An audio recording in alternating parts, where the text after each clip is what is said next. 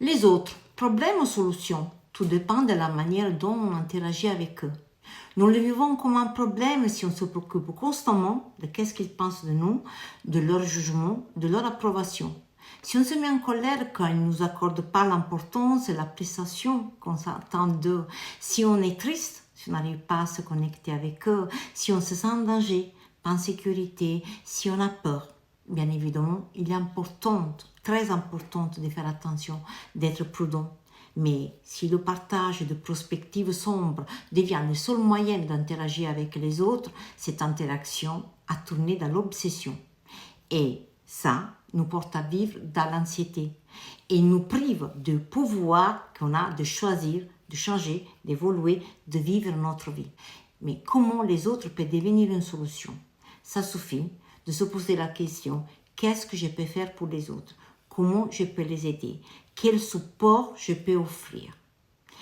Avec ça, on entre dans un état de gratitude, de croissance, que moi aussi, j'ai quelque chose à donner et je peux le faire. Et ça me place dans un état d'abondance, pas de manque.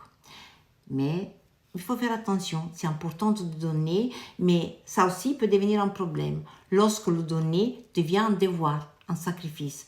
Il n'est pas une source de plaisir, mais d'anxiété. La solution consiste à trouver un équilibre.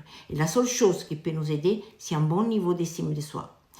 Si j'ai un faible niveau d'estime de soi, j'évite dans le réflexe des autres et quand je reçois, je suis gênée car je crois de ne pas mériter et si je ne reçois pas, je m'énerve.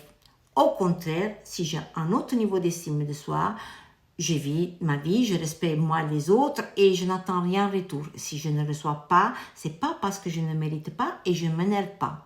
L'estime de soi nous aide à distinguer le bien du mal. Il me fait sentir à l'auteur de la situation. Dans ce monde qui est complexe, qui est plein de défis, le bien n'existe pas dans un monde imaginaire.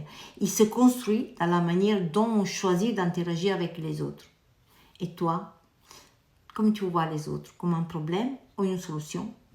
Écris-le dans les commentaires.